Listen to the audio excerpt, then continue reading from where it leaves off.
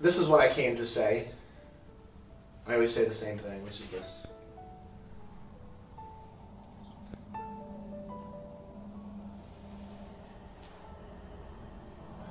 Okay, it's been nice being here. Thank you. I'll see you next time. Well, you know, Don and I actually, it's funny that Don is going to be the loudmouth in the crowd today because He always is. it's the shirt, really. No, we have these great dialogues all the time, and like I'll say something, and he'll like come and he'll be like, "Okay, I have 6 questions." It's like, okay, how much time do we have? But they're always the most incredible questions. Anyway. What's on my mind today is I was thinking of Marcus Borg on the way here. Marcus passed a few years ago. Incredible influence on my life that can't be measured. But he had this book that was amazing called Meeting Jesus Again for the First Time. And of course, me working with ancient Aramaic, I picked that up early, actually even before I was working with Aramaic. And I talk about this in my book. I talk about it, I think, in my DVDs, some of my videos and stuff on YouTube, my CDs. There's tons of stuff back on the table back there supporting this. But he said he always had this issue as a child, and I had it too, where he was always told that God was in heaven and somehow God was everywhere present. And he couldn't quite figure those two things out. So we're going to look at that actually here, but we're going to look at it not only this way, but through sound and through symbology, etc., without getting so deep that I can't get out in like 25 minutes. So, I wanted to share something with you. This is going to be big. This could change your life. Wow. Wow. It's all there. It's all there in that. So what is that? That is, what does it look like? Bison. It looks like bull. Cow. Reindeer. It's like a cow. Bison head. Bison head. So it's an ox.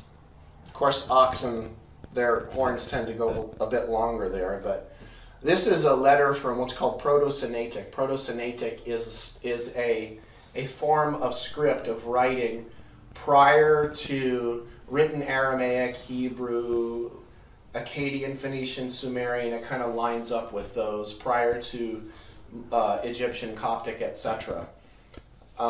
What this represented was the first letter of the alphabet. Okay, the first letter, let's look at that. I'm going to jump forward for a second to Greek. Alpha, and the second letter is bet. And that's where the word alphabet comes from. So this letter, it's kind of like it's a pictogram. It's kind of like hieroglyphs. Okay, and the way that they would actually share the meaning of the letters was 2 ways. One was in its symbolic meaning. Number 2 was in its sound. Okay? Now this in the Aramaic language represented Aleph, which is the first letter of the Aramaic alphabet. Aleph has 2 sounds. The first sound is like this, and you've heard this sound before. Oh, let's just make that sound. Oh.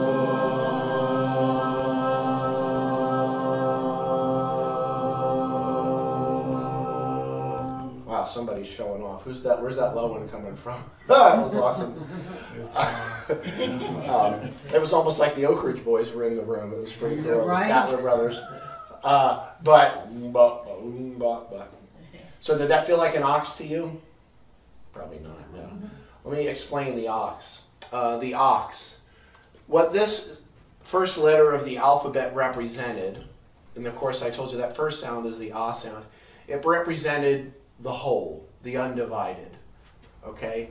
This represented, and the reason it was an ox was actually because an ox was prized, it still is today, because it used its entirety holistically in a state of wholeness, meaning that true strength exists only in a state of wholeness. It wasn't just because it had strong hips or legs or shoulders, but rather because it used the entirety of its physicality, the entirety of its being, to gain that tremendous strength. You understand what I'm saying? It wasn't just focused on one little piece. So let me pause for a second with a little quote here. This is from Arthur Young, an astrophysicist who also... Arthur Young was one of the creators of the Bell helicopter. Arthur Young is the guy that I originally was inspired to start using these things. This is called a Hoberman sphere. It explains a lot of things that can't be explained in words. And of course we can hang up in words. I'll come back to the sphere. He had a book called The Reflexive Universe that shifted my life in ways that I can't put that book even into words. It's so powerful. This is from my book, Echoes of an Ancient Dream. Unfortunately, I'm sorry, we're sold out right now. But Arthur M. Young, since the purpose is in the whole and not in the parts, the whole must be greater than the parts. How can we account for this? Because the whole, the one, the whole, I shy away from using the word one, though, because there's a little bit of a trap there. Because, of course, as soon as I say one, your brain thinks two, or one and other. Mm-hmm. How can we account for this? Because the whole cannot function when divided. If we go and take your car and put all the pieces and lay it across on the driveway, it's probably not going to run so well. It follows that function is an aspect of cause which is not in the parts, the pieces, and which science cannot deal with, because science deals only with mass, length, and time, which are parts. This is a scientist talking. This leads to a basic cosmological postulate.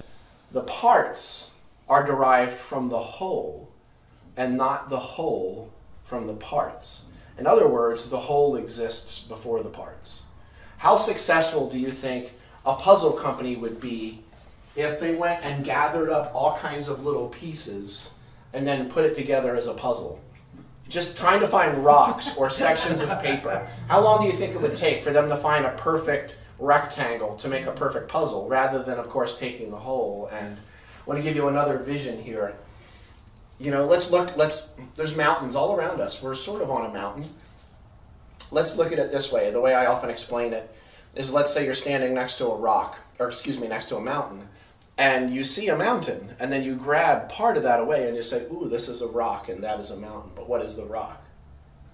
It's the mountain. Let's look at that a little bit deeper. This is a mountain. And let's just think of every little grain of sand in the mountain all of a sudden went like that. And all of a sudden you're seeing all of these separate grains of sand. And then, of course, as humanity got a little smarter and wiser, they thought, they went inside of the grain of sand and they saw lots of little atomic particles, and those went like that. And then, of course, they went inside of that and they found protons, neutrons, croutons, ranch dressing, balsamic. They found those in there. That was a Wayne Dyer joke. I have to give that to Wayne. Just honoring. I don't want lightning coming down. But my point here is this, that, you know, we're looking at what seems to be separate. And there's a great question that's been posed, is that, we're just going to throw this out there. It's pondering the difference between that we are connected versus, excuse me, it's puberty, versus we are one. Connected versus one. Okay, we're going to come back to that in a moment. Now, let's go back to the ox. So, the first sound that was represented by the first letter of the alphabet was ah. Doesn't have the at the end. The second sound was just like this.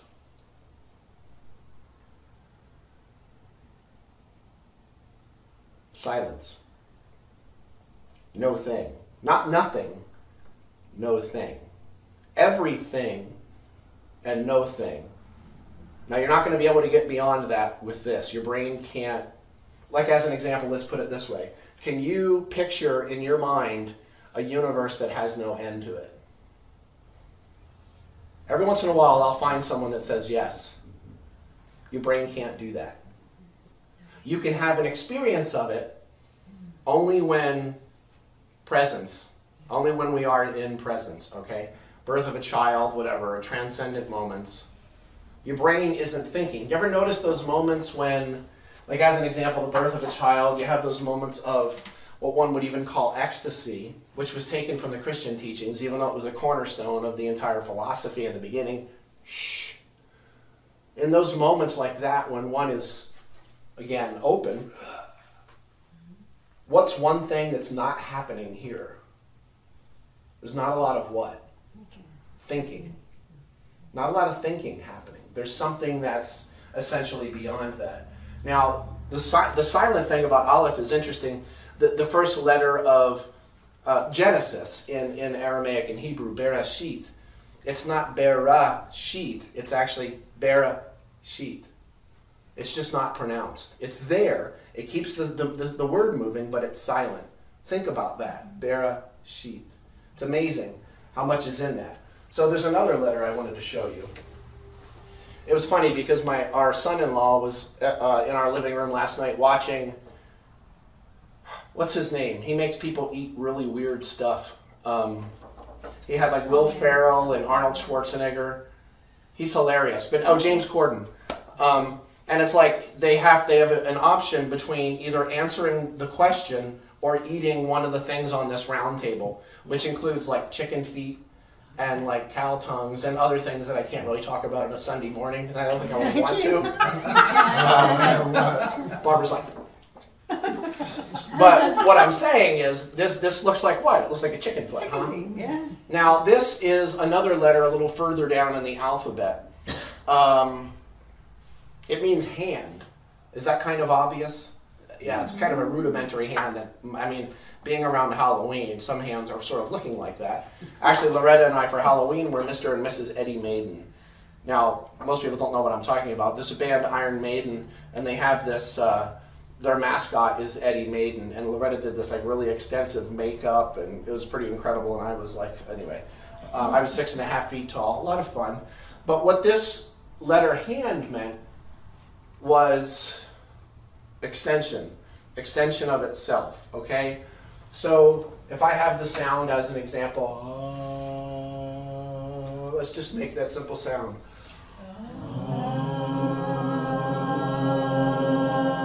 Now the yod, that letter sounded like this. So what we're going to do is let's make that sound.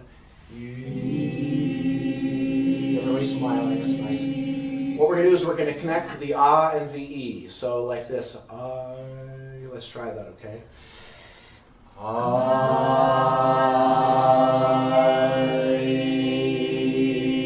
What are you saying? What are you saying? All of a sudden, that one is somehow individualized. Another way to put that would be something like this. Let's think of that mountain. We've got that idea of, how many lights am I holding? It's not a trick question.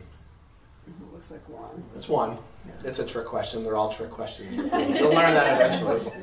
So I've got one light. Ooh, yeah. My cats would love that. Yeah, cats do love it. The only thing that's different with this versus one is they don't know what to do with this. Yeah, our cat just kind of goes lunatic on the wall, which he does with pretty much anything. But so we have this one light that is prismatically refracted, and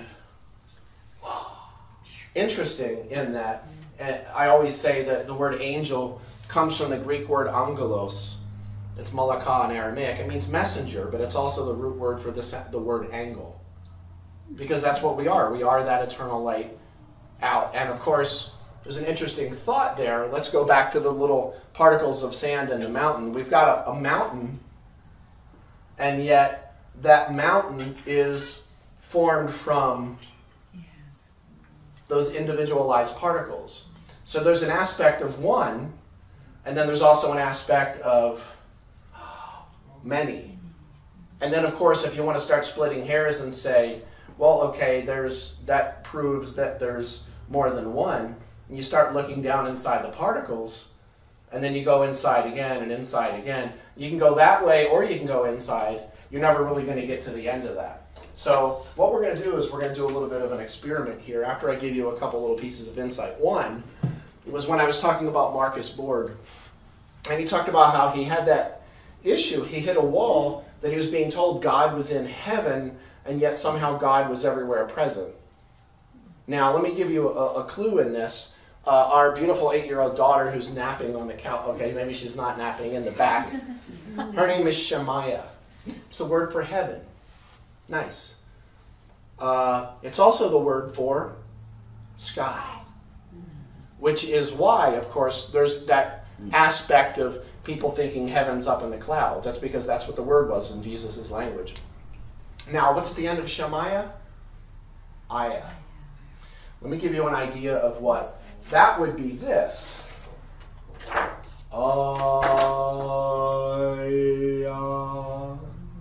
Aleph, Yod, Aleph. The oneness reached out, extended out.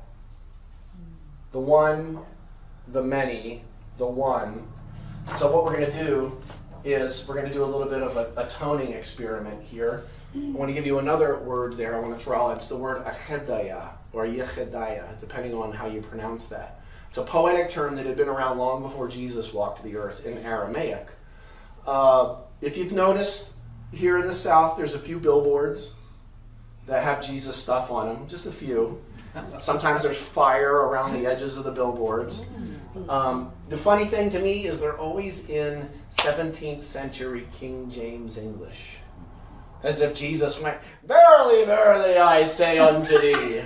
I'm pretty sure he didn't talk like that. Number one, I think that's kind of obvious. 17th century, you're talking 1600 years removed. Number two, English didn't exist.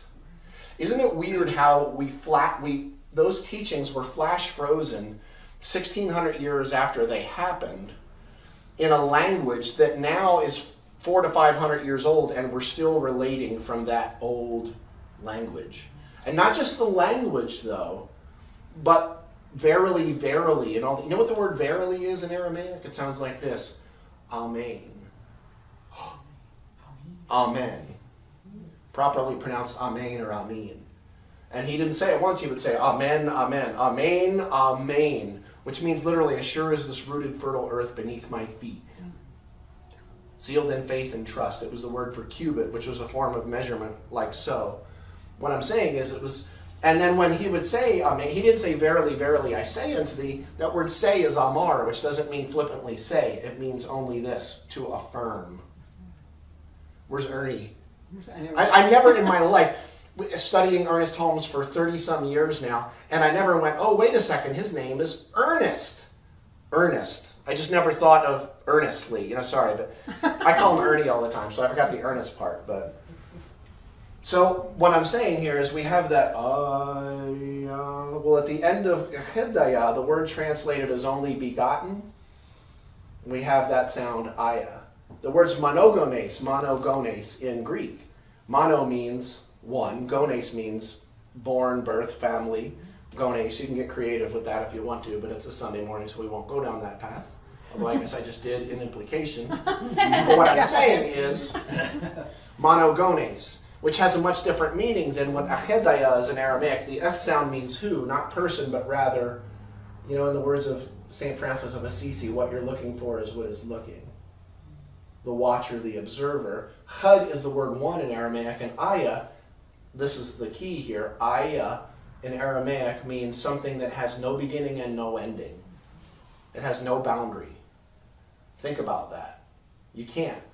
You can think about it like this. Your brain can do this. Your brain has zero capacity to have a thought. The reason why? Because number one, every thought you've ever had is nothing but a delusion of a mind that's not there in the first place. So when you look on the level of thought, you're looking on the level of a super-irrational enigma that's not even there. When people say thoughts create, thoughts don't create. Prior to thoughts are feelings. Thoughts are effects of feelings. Feeling is where the creative aspects lie. But we can see thoughts, so we think they're creating, but they're not. They're actually effects. And then, of course, from thoughts comes all the other aspects of that. So I'm going to ask beautiful Loretta to come up for a second. We're just going to have a little bit of an experiment here with sound. With that sound, all we're going to do is this. Can you sound that once? And come to the center. They're going to want to look at you far more than me. Okay, just let it strike that one. This is what we're going to do. We're going to do this for maybe a couple of minutes. Make that simple sound. Remember,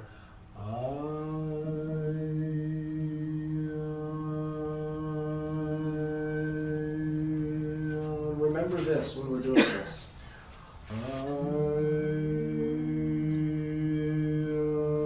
Let me give you an example of that. I was just in Annapolis, Maryland a couple weeks ago, and I had a quote from the Gospel of Thomas. Thomas was written by... They're all trick questions. No, not written by Thomas. Thomas is an Aramaic word, tumos. They're all setups with me. Tumos means twin. It means mirror image. It means reflection. Okay? It doesn't necessarily mean physical twin. What it means is that you're used to this version of Jesus. Now we're going to give you a much deeper, complementary version of this. Matthew, Mark, and Luke, and John were not written by Matthew or Mark or Luke or John. Okay? That's basic seminary class number 1. But in there, one of the disciples asked Jesus, they said, of Yeshua, they said, can you tell us how our end will come? And it doesn't say chuckled, but I think he might have laughed a little. And it says, oh, have you actually found the beginning that now you're looking for the end? And then he said something deeply profound. He said, blessed is the one who takes their place in the beginning, essentially at the head, for they will know the end, the head, and they will not taste death. So where's the head of the line? Let's say you're at the head of the line. Where's that? Beginning. The beginning. And everybody wants to answer, but now they're like, you're just going to set me up? So in the West, when I ask that, people essentially say the beginning. But the line has 2 heads, not 1. Where's the other head? The end. We want to call it the tail. We want to call it the tail. But, of course, the first shall be last, the last shall be first. What we're doing is we're looking at what appears to be ends. And it's funny because that word is head in Aramaic, reish, which the letter literally looked like a head with an eyeball in the middle. Actually, it didn't look like a human head. It looked more like a dinosaur head, but we won't go there right now. This is a long time ago, the way they wrote this. But blessed is the one who takes their place at the beginning, at the head, for they shall know the end, the head, and they shall not taste death. Blessed is the one who takes their place at the center of the all, for they shall know the widest expansion of the all, and they will not taste death. Because they're not looking at distance. There's a great quote from Robert Frost. He said, we all dance round in a circle and suppose, while the secret sits in the middle. Would you repeat that? And knows. Repeat what? Yeah, the Frost quote. We all dance round in a circle or a ring and suppose, while the secret sits in the middle and knows. But what I'm telling you is that the center, the middle, is just like the one light is all lights when they work. Sorry, it was all that Christian stuff. It kind of put the light out, but just kidding. So, can you play that, sound that? What we're going to do is we're going to have a beautiful experience here of just... We're going to repeat this for a couple of minutes. Now, here's what you're doing. As she's inviting that to really start resonating, what we're going to do is I want you to be aware that, number one, this is not a performance. You're not performing a sound. You're not trying to feel the ah and the e. You're not trying to feel the oneness and the extension. I'm just asking you to be curious. What does that mean? Cosmic question mark. You're not looking to define anything. You're just allowing yourself to be in the vibration. So you're just doing it for the purpose of doing it, okay? So we're just going to make a very simple sound. If your brain's going, that doesn't make sense to me, good. It's not supposed to, okay? What we're going to do is get a beautiful breath of air in, and then make that very simple sound.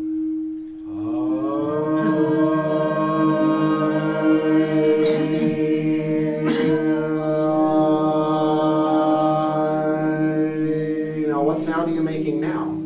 Besides just I, think I, that I, you also think these eyes. What you're going to do is we're going to repeat it until you run out of breath and then start over again. When you run out of breath, just join back in with the group. It's very simple, okay? Okay, beautiful breath.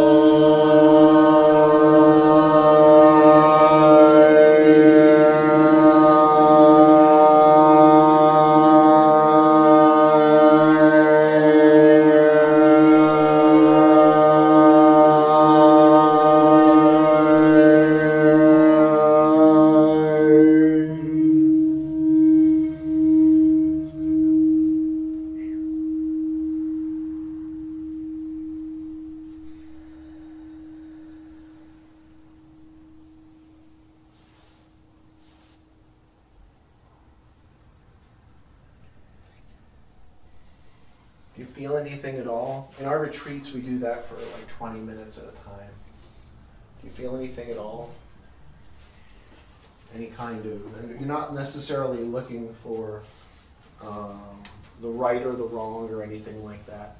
I'm going to make that sound ayah one more time, okay? And then come back to silence. Get a beautiful breath, just one ayah.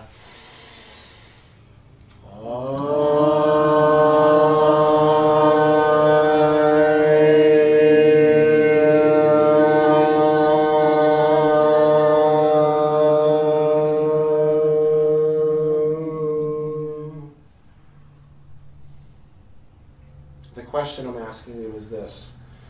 I'm not asking you to define anything, happy, sad, peaceful, whatever. Do you feel any kind of shift just from making the sound? Anything? Does anything feel different in your body? It's going to. And whenever anybody tells me, no, I don't feel anything, I'm not necessarily going to respond that they're lying, but I'll definitely respond that you got to be pretty unaware to make almost any sound and not feel something from making the sound. So what I'm saying to you is that the letters and the sounds were actually commingled, and they both supported the representation. They believed that essentially when you make the ah sound, or when you are in silence, that you are bringing yourself into the space, the aware, the vibration, the resonance of that undivided oneness, that sort of the full puzzle. And then when you made the sound of the that you had the reaching out. There's other words we can use. I've got my cards in the back for those. But like if you make the second letter is ba, ab is the word father in Aramaic. Mm-hmm. And if you put the after it, you've got Abba, which is essentially father. And what the ba looked like was a house. It actually looked like a cave. Actually, the letter looked like a cave. And it was representative of basically of a tunis, the differentiation, let's say, of a house. There's an inside of a house and there's an outside of a house. So in the beginning of that word, you've got the one, and then all of a sudden it has an appearance of inside, outside, light, dark, positive, negative, past, future, awake, asleep, alive, dead, masculine, feminine. You understand what I'm saying? There's this idea of two, but the two are still the one. But in a way, it's not one in the sense of what we think of as one or two. The one is also everything, or the many. Now, the letter mem in Aramaic look like ripples of water. And the sound amma is the word mother in Aramaic. Funny how that works out. So it's funny because I'm thinking about Alan Watts. Don and I go back on these great sort of conversations about oneness, or like duality versus non-duality, which are both symbols. They're both symbols. And of course, the Buddha even said that. You know, we've got thousands of years of fingers pointing at the moon. We have all these different religions, people making religions within religions, probably more within Christianity than anything else, but I'm sure Arabic or Islam will catch up to that pretty soon. Funny how that works, but we have thousands of years of fingers pointing at the moon. But it makes me think of Alan Watts when he said trying to define oneself is like biting your own teeth. Does that make your head go, huh? Well, it's not quite what he means, but how do you bite your own teeth? Do you understand what I'm saying? You can't do it. It's like a supra-rational enigma, like the sound of one hand clapping. Sure, you can go like that, but that's not quite what it means, okay? Another great quote from him, and this makes me think of, like, when we get a little too much into this part, the head part of it all. He said, muddy water is best left alone. We're really good at stirring things up, etc. So we're going to do another little bit of an experiment here with a different sound and kind of bring this into a close. Now this is that sound that, the one that's in John 3:16. It's translated as only begotten, okay? It's what I mentioned. Only begotten means only born. It's not what it means in Aramaic, though. It's a poetic term that had been around a long time before Jesus. You know, for God so loved the world that he gave his only begotten Son, that whosoever shall believeth in him shall not perish, but shall have life everlasting, everlasting life. There's so many whacked out misadjustments and translation in that. Never mind the whole phrase. I'm just going to focus in on that word. A chedaya in Aramaic means this. The sound is who, the chad I said is one, and the ayah is limitless. One who is limitless. One who has no boundaries. one who has no limit, one who has no inside and outside, but rather that you're not seeing the pieces creating the whole, but you realize that all of the pieces come from the whole. Your brain really can't interpret something that's not dual. It's not possible. You can't do it. It's a binary system. It's ones and zeros. It can't do that. But you can do that through... And this is when people start getting really antsy and they want to fall asleep and they want to sort of put their head down, is when you start saying something as simple as, let's just try this. Just be aware that you're going to breathe in, hold that a few moments, and then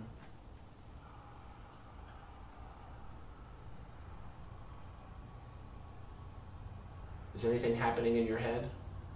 Maybe, maybe not. Where's the... If you did this for 20 minutes, do you think your head would start talking to you? Real simple, like this.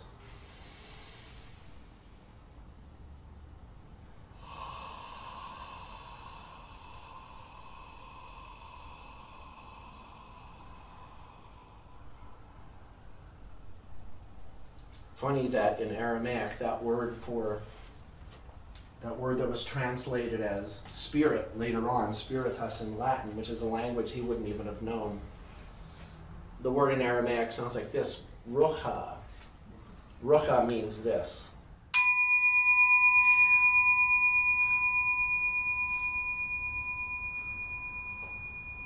Define that. This one's not a trick question. What is that? What does that mean? It's a strong little bow. Awaken. What's that? Awaken. Awake. There's no right or wrongs in this answer. Infinite. Infinite. Anything else?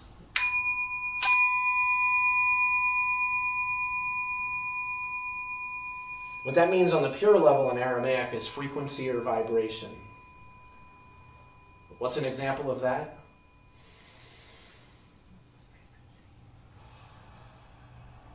Another example of that is, put your hand here. Another example of that is, I wish I had a beautiful owl's wing, but movement of air across your skin. How do you really become aware of the oneness? Remember the all and remember the...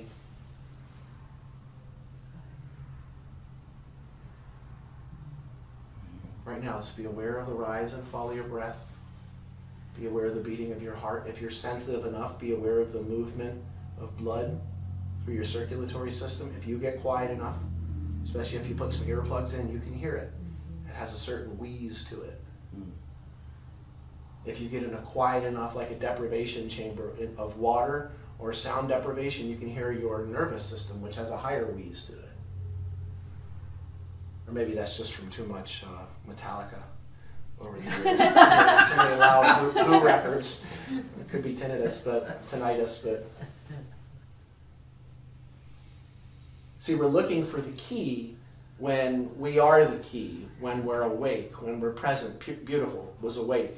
And I never even thought that when I hit it. In the beginning was not the word, but sound, sonic, sonos, awake.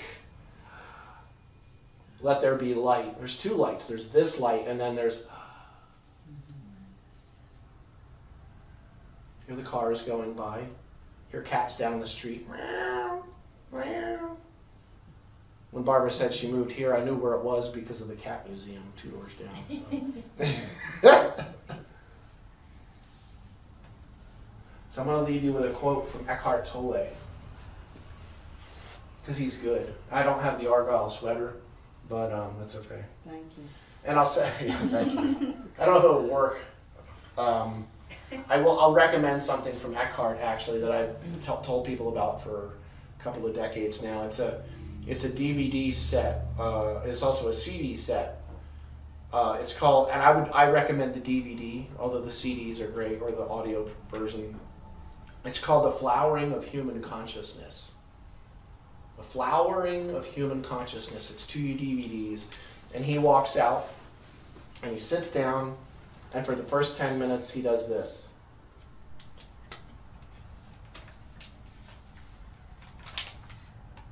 Every single set of eyes in the entire room he makes contact with.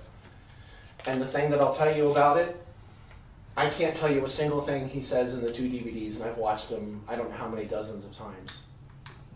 Because it doesn't matter what he's saying. It doesn't matter. I'm not saying there's not importance to this. Because if this wasn't important and you got in your car and you decided you were going to take that car from one place to another, and this didn't matter, I'm pretty sure I don't want to be on the same roads with you. Although, that being said, come to Asheville, because nobody else seems to care about that kind of stuff either. Especially since the tourism kaboom of the last 5 years or so. But what matters is just put it on and just be in that space. Don't clean the house or something, just sit with it. It's all about that. It's about being awake. It's about a moment awake. It's about presence of now. Not that you're seeking to get to some future moment and somehow you'll find out what oneness means. And that's a funny thing, because I really titled this, do you really believe in oneness? Part of it because we love to spout oneness. It's the new age thing to do, and we don't necessarily really live it. It's funny, like at some of my events, we'll be on the other side of the country or something, and I'll watch someone put a $20 bill in the love offering basket when we just poured our hearts out for 2 hours, and then they'll take a 10 out of there. They'll take change back. Stuff like that. I'm like, wow, they just did that. And it's not like I get mad. I'm just like, wow. It was like the time that I met Donald Trump back in the early 90s, and I offered my hand, and he went like that and pushed it away and just started walking away from me. And I remember looking back and I'm going, wow, he did that. I wasn't going, what an, I was just like, wow, man, he did that. Anyway, he's doing that. So moving beyond that, what I'm saying is it's really about presence. It's about being awake now. So I want to leave you with this quote from Eckhart. Get a good balance here. Be aware of your breath, because I don't just want to spit this out. I want you to really feel this. Okay? He says, in the stillness of your presence, you can feel your own formless and timeless reality as the unmanifested life that animates your physical form. You can then feel the same life deep within every other human and every other creature. You look beyond the veil of form and separation. This is the realization of oneness. This is love. That awareness that I am somehow an individualized I, yet I'm a drop in that wide ocean. And you're not either or, you're both. But both really aren't real. It's just your mind trying to grapple with something that it's not able to comprehend. There's a great bumper sticker that we've all seen that says all one. You can see it on the Dr. Bronner's bottle, the soap. But then there's a guy that drives around in Asheville with a bumper sticker that says all one what? And it's funny because it's a good question. All one what? Again, the oneness thing can be important. Do you really believe it? And then in the end, it's just a belief. And if we can realize that it's all right here and right now, and be aware of this moment, take care of the present moment, the next moment will take care of itself. Sufficient unto the day, or the evils thereof in Aramaic, that word isn't day, it's now, yalmana. Take care of the present moment. The next moment will take care of itself. And I'll say evil isn't evil. There's no such thing. That word means unripe or overripe in Aramaic. Like a green banana that's not ripe yet, or an overripe banana that's black and oily and oozing and surrounded by flies. Meaning it's not fertile and present now. The word for good doesn't mean good, as in good or bad. It means ripe. Tuv, throw it on tuv soil, ripe soil, which means present and ripe and fertile now. If you take care of now, the next moment will take care of itself, and that's the catch. There's no next moment. There's only now. So let's close this with one beautiful sneeze. Let's close this with just one word, one time. And it's that sound I mentioned a little bit earlier. Amen. It's at the end of the Lord's Prayer, although it's not really at the end of the Lord's Prayer in the Bible, but we put it there, so it's at the end of the Lord's Prayer. Because we do whatever we want with the Bible, and then we quote it at people and use it as weapons. I don't, but we don't. Okay, so let's make this beautiful sound. Amen. Wide open. Okay? One time, and then back into silence. Beautiful breath in.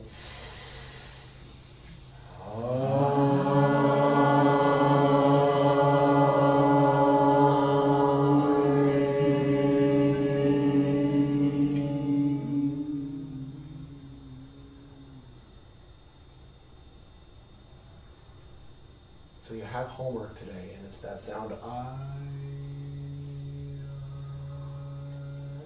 Try toning that. Try it for a few days. Try it for 10 minutes, 5 minutes. It actually gets you to pretty profound places. Thank you for being open. It's a beautiful practice. Thank you. Yeah.